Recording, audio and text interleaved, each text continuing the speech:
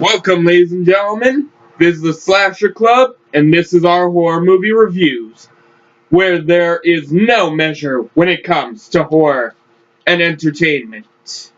Tonight, ladies and gentlemen, we are back and ready to dive into another of the Warrens' many, many cases. Tonight, we will be going into the Enfield Poltergeist case, also known as Conjuring 2, a 2016 movie.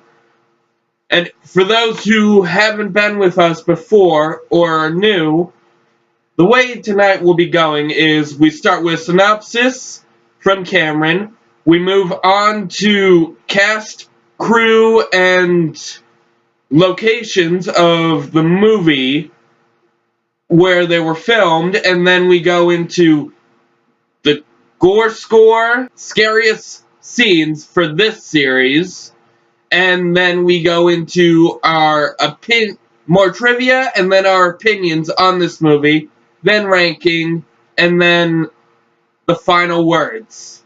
On to the synopsis.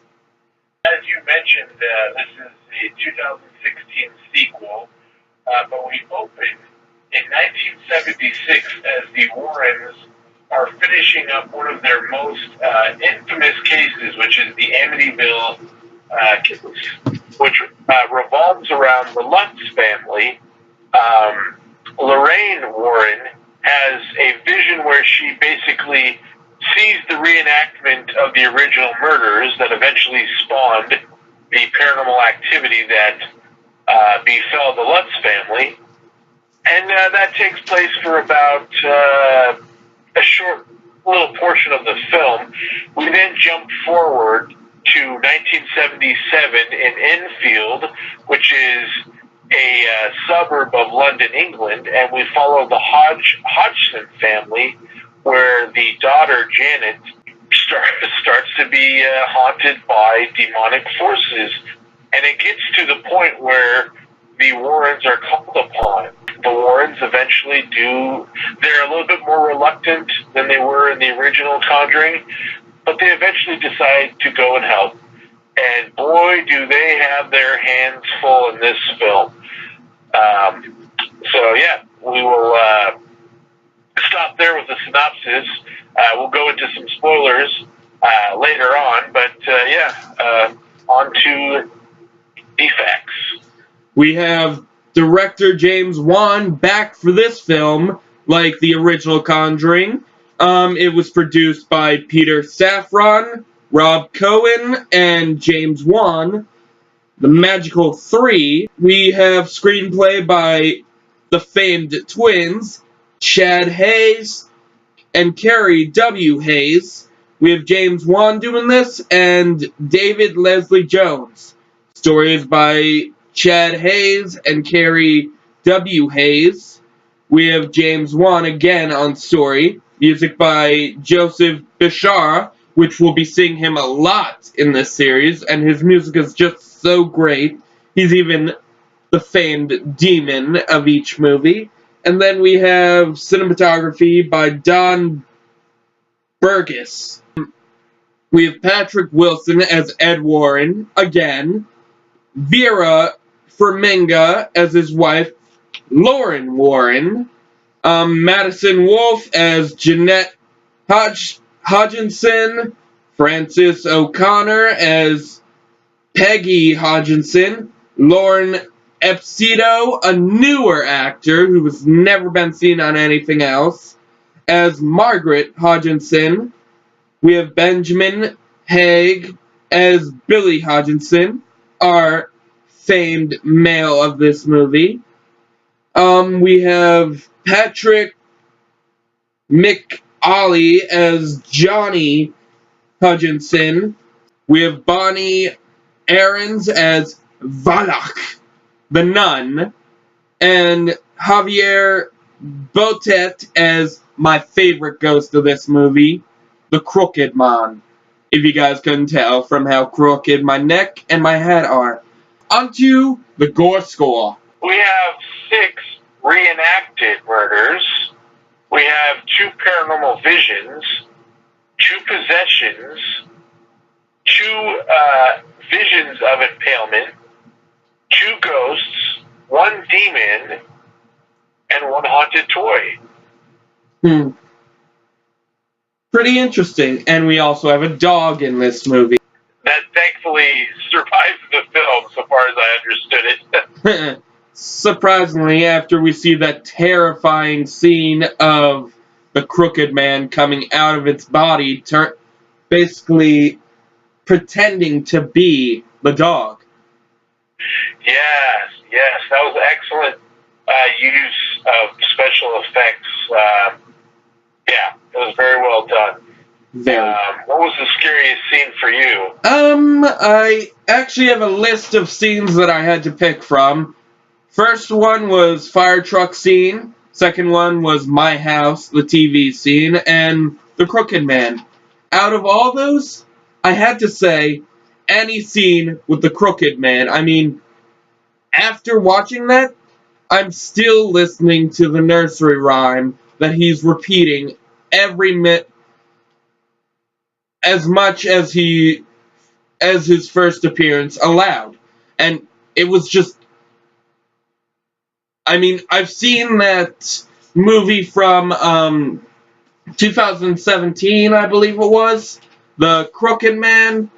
I believe it was a sci-fi movie, but this actually did it a lot better. And what's scarier is we actually get to see his face in the final scene with Ed Warren. It's just, oh my god.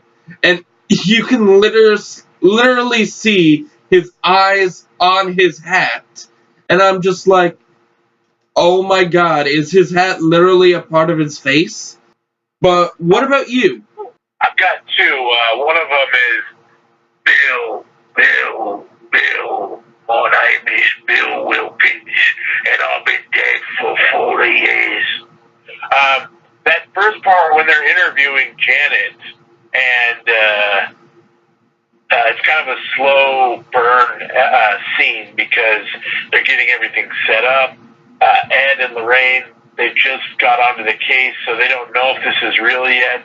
Part of Ed and Lorraine's methodology is to first try to debunk it to see if it's real, to see if there's real supernatural forces at play.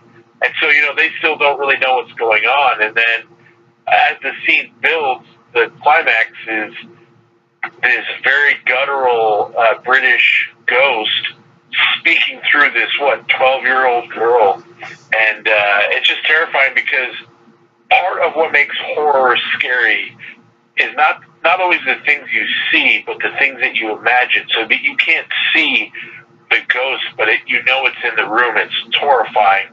It's when Lorraine is having the vision back at home, and they're in, I think, Ed's study or whatever, and you see the painting of Valak the nun, and then you see the fingers come around behind the painting. I just thought that was really, really clever.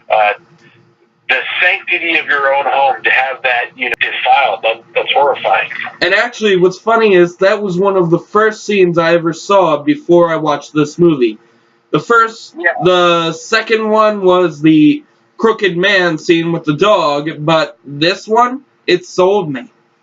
I just knew I had to watch it, and that's part of the reason why we're doing this series, because this, again, I've stated multiple times, these kinds of movies scare the shit out of me, but this, no contest. Yeah, they definitely... Well, I mean, they spent twice as much on the budget for this film. The first Conjuring was made for $20 million, and they put in $40 million for this film, and it definitely pays off. There are 2 different locales. We have the scenes of the Warrens in the United States, and then later we have scenes, around the suburbs of London in Enfield. We've got a bigger soundtrack, a lot of British rock songs from the late 70s, all sorts of stuff. I mean, yeah, we have bigger and nastier demonic threats. As we'll go into more of our opinions, I'll say that because I know you love this film, and I love it too, but where we diverge is that I feel like the first film was superior, and I'll say even in the music choices, not that the songs were better, but that they were just better suited for the scenes. I mean, you gotta admit, I started a joke. I've never heard that song before, and it just worked with the sad scene of the Warrens starting to leave, and just the Hodginsons just feeling helpless against this ghost. Yeah. No, yeah, absolutely. The music was well used. I'm just saying I prefer the way that the music was used to kind of set the scenes in the original film. But I mean, the soundtrack for Conjuring 2 is gold. It's great, great music. But you had some other facts. Oh yeah, budget was 40 million, as we said. The box office was actually very surprising. It was $320.4 million. So they made a lot of money. Used a lot from the original movie. I mean, there were a lot more ghosts, but we have... I mean, they utilized the jump scares a lot more, but they just worked. I mean, I can't find anything that they didn't really do better with than the first movie. No offense, guys, to all those who feel this was a little underwhelming, but just, it was a huge improvement from the original movie. I mean, again, more ghosts, way scarier scenes, and just a lot more brutality. I mean, you never see the ghosts actually take skin off of the characters in the original movie. You just see all these bite marks and bruises. This got a whole lot brutal. Yeah, I mean, the cop in the first film got, his jaw bitten into. But, yes, Valak was, because Valak is the main demon in this, was definitely a lot more ruthless. But, I mean, when you're dealing with a demon, it doesn't matter who the demon is. They're still a demon, so... Oh yeah, this is a funny part in this movie. It actually got me caught, or I caught myself singing with Ed Warren as he's doing, God, I can't remember this, help me out here. When he's singing Elvis. Yes. Oh my god. And as soon as he's telling the kids to sing along, but this, it actually brought my spirit up, and it got me singing right away, because a lot of us, I mean, I know a lot of us know Elvis. A lot of people in the younger generation may not know him as much as the rest of us, but I grew up with his music. Part of what makes the Conjuring films so compelling, so, the way we relate to the Warrens or we connect to them is because, whether this is how they really were in life or not, they're just very upstanding characters. In the first film, we see Ed and Lorraine helping around the house with the Perrin family. And then here, they're the ideal Christian family, the Warrens, in the film. And, when Ed finds out that they lost their music, home without music, what does he do? He takes it upon himself to bring some of that music back into the home, and so it's a very endearing scene. I know I saw it in theaters, and some folks laughed. I thought it was a great scene. I thought it was very beautiful, and it was a touching moment. And yeah, it's a little cheesy or whatever, but he's a dad. Dads, they can be cheesy. Right. This set, Oh, here's a fun fact. This set actually had to be blessed by a Roman Catholic church because of all the stuff that actually happened on the first movie set of The Conjuring. There was a lot less accidents because of that priest. Thank God. I mean, I know that causes a lot of lore for these movies. I mean, it made The Exorcist a lot scarier when you'd hear, oh, someone died while making this. But this? I'm kind of glad no one died in this movie. Yeah, no, I don't think. I mean, that would freak a lot of people out. I mean, it would be interesting for their marketing team, but no, yeah, you don't want any sort of tragedy like that. I mean, it's already horrible, when people are injured or somebody just passes of old age, prior to the film being released. So, yeah, you don't want tragedy on set. Right. And, oh, my last point, because I've already gotten down with how we have a great amount of demons and how I like the use of the music, so, what about you? Oh, my thoughts on the film, as I mentioned a little bit earlier, it's a great story. It's great seeing Ed and Lorraine's characters, seeing more of them, seeing their relationship strengthen, just seeing things develop more. The scares are good. I don't know. There's just something about the original to me that just is more chilling. I mentioned how the music in the original definitely set the tone for whatever scene was about to follow, and sometimes there were cues in the music, whether it was the title of the song or the band name. I felt was a little bit more clever.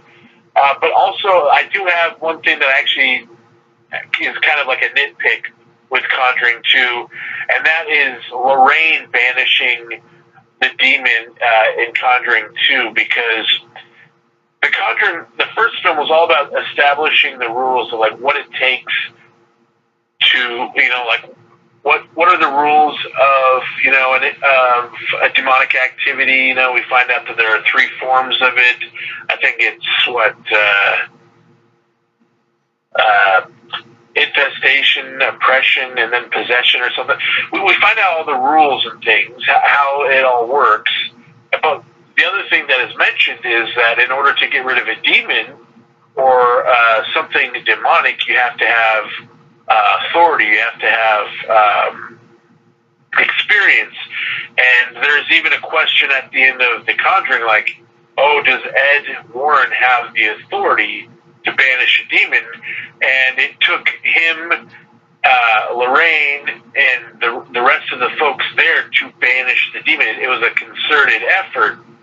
And then at the end of The Conjuring 2, yes, Ed is involved. He's trying to save Janet's life, but it's basically Lorraine that by herself banishes the demon. I just felt like that was giving her too much power. It would have been better had Ed been a little bit more involved in the banishment aspect of it. Maybe also Maurice as well. I'm just saying because Valak obviously was a more powerful demon than the one in the original film, yet was banished a lot easier. Well, I'm pretty sure we're gonna see more of Valak in the third movie, but I think that was just a little nice way to close this movie with a little red ribbon. Then, I mean, they were heavy on time. The movie was about 2 hours and 13 minutes, so they had to cut some scenes out. Yeah. I just wanted to see, I just want to see more of a team effort to take Valak down. I mean, I get that Ed was in the room, but he wasn't as much a part of the exorcism as he had been in the first film. So I just want to, it just felt almost like they were kind of bending the rules that they had established in the first film. So But that's me. Well, you gotta remember, this is a sequel, and what was it Scream 2 claimed? You have to break the rules to get a good sequel. I don't know. But I mean, okay, so I've spent some time on my criticisms. So, but for the most part, I think you and I can both agree that this is a really well-made film. It deserves the box office that it got. They're going to be making a Conjuring 3. So far as these films continue to do well, I mean, The Nun just came out last weekend, and it did really well. In fact, the pre-sale tickets for The Nun are the biggest pre-sale that they've had for any of the Conjuring films. I didn't get the number. I just saw that on the Fandango Facebook page that the pre-sale orders for The Nun were the biggest of any Conjuring film. But back to what I was originally saying, they are going to be making a Conjuring 3, and they're supposedly supposed to start filming next year. And we can't forget, they are going to be making The Crooked Man, the Conjuring movie. I mean, yeah, we got that pretty scary one, again, I mentioned in 2016, 2017, but I cannot wait to see this one. I mean, even after seeing a fan-made trailer for it, it's just, it gives me chills just thinking about it, and how the Crooked Man could actually cause more terror in that movie. I mean, that is one creepy-ass ghost. Yes, yeah. Especially with that crooked umbrella that he just basically breaks through a door with. Yeah, and then his size, continuing to grow as he basically unfolds himself. It's just, wow. I'm actually very happy they're making that movie. And actually, what did you think of the ending? Where, I know it was a bit cheesy, a bit family filmish, but Ed giving away his cross that his father gave him, giving it away to the youngest Hodgins' daughter, and just telling her, keep this, you were so brave, and I want you to keep it until you find someone that also really needs it, like you and I have done. Yeah, I liked how they were basically kind of mentoring Janet, preparing her, because it seemed like even outside of this event, it seemed like Janet had sensitivity to the paranormal, a bit like Lorraine. There's a scene where Lorraine and Janet are in the backyard of the Hodgson home, and Lorraine is, kind of talking to her about how she discovered her abilities, and Janet said, "Well, how did you come to deal with it?" And she, basically, to paraphrase, said she met Ed.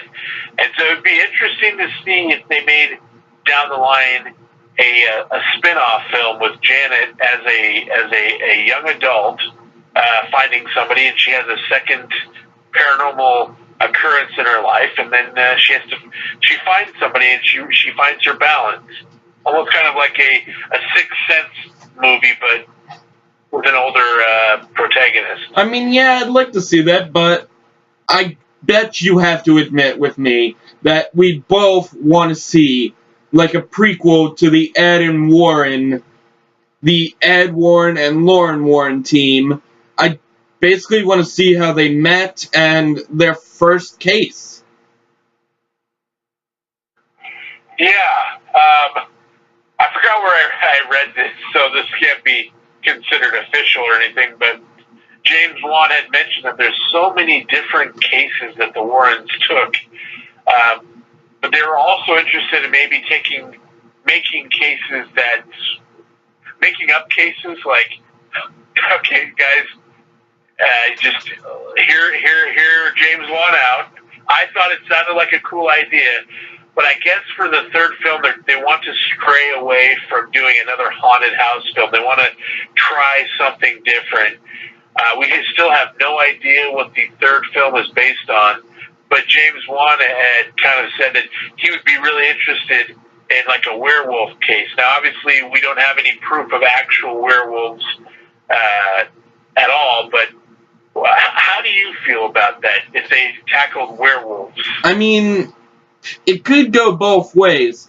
It could turn out like Season of the Witch, where they completely pulled away from what we know and love, what made us love the movies, but then again, it might be interesting to see a little change.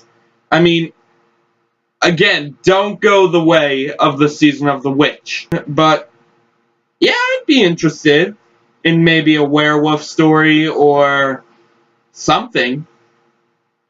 Yeah, because again, they use the tagline, based on a true story. They want people to know the Warrens were a real couple, that the case files that they are involved with are based on actual events. But I think that Patrick Wilson and Vera Farmiga, that their portrayals of the Warrens have kind of become their own creation. Like, they could step outside of real stories and branch out the Conjuring universe into uncharted territories, like werewolves and other things. And I think as long as James Wan is behind at the helm, I think it could be okay. As you mentioned, stay away from going too far, like Season of the Witch territory, but just kind of knowing where your limits are, not going too far out. Right. So what would you rate this? So I think I put the original Conjuring film at like around 9. Yep. So I put this film just slightly below, like an 8.75. I do appreciate that this film is bigger and better. I just appreciate what the original Conjuring did. So I don't. I don't know. I don't want to overshadow the original, because to me that film will always be creepy to me. So I'd say like an 8.75, just enough to differentiate that I believe the first film was better, but I have a feeling you're going to have a different rating. I mean, yeah, I kind of agree. It was not that scary. I kept on wondering at like the slower points, I kept on wondering what's next. So I'd actually put this at an 8.9. I mean, I do feel this was better than the original, but it did have problems. So yeah, I'd put it at least 1 point behind the original. Alright, yeah, I'd say that's fair. But, so yeah, guys, this has been our review on the Conjuring 2. Next week we will be doing Annabelle Creation, and after that, The Nun. Woo! I'm sorry. Remember, guys, we love your feedback. We love all those people on Facebook who gave us information on what they thought of Cameron's new intro to our reviews. Everyone, I just have to give Cameron a huge applause for being such a great editor. I mean, we put him through a lot just to get these out. Thanks, Cameron, for all the work you've done. And yeah, thank you. Yeah, it's great to be a part of the Slasher Club, the Paranormal Club. Yeah, we've got the Halloween 6, The Curse of Michael Myers. I own both versions, both the theatrical cut and the producer's cut, so when we do that video next week, we'll be able to dissect the differences between the two and give our take on which version we thought was better. And then later next week we'll be doing Annabelle Creation. Which I'm hoping... I'm taking your opinion on this. I'm hoping it was way better than Annabelle, but... yeah. Don't forget, guys, keep on giving your feedback. If you like this and like the intro, please like the video. It helps us get our name out there, get our videos seen by more people, and don't forget to comment. Again, click the notification bell if you want to see more of our videos on time. We kind of post the notifications a little late on, a few hours late compared to when we put it on YouTube, and then please subscribe if you haven't already. Again, it's a huge help in getting us seen by more fans and just getting the word out there. And again, we've got HorrorCon coming up. I'm going on Saturday, so I get to go see the Ghostbusters Ecto 1. I get to go, as Cameron's asked me, I'm gonna go see if I can get an autograph from Elvira, the Spider Queen, I guess you could call her, since her name is literally Elvira. I believe that translates to Black Widow, but thank you guys for watching, and have a good night. Always check under your beds. We don't want you ending up like Ed Warren, always scared as a young child. Yeah.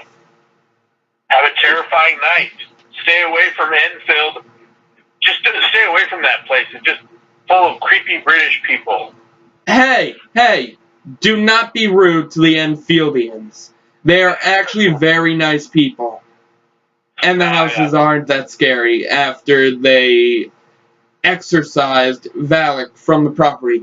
And let me know, guys, if you actually see a ghost in this video, because it's kind of cold here, and part of the reason why I'm not all dressed up is because it is very hot in my house. The AC isn't really working well, but honestly, I'd settle for ghosts over the messed up AC.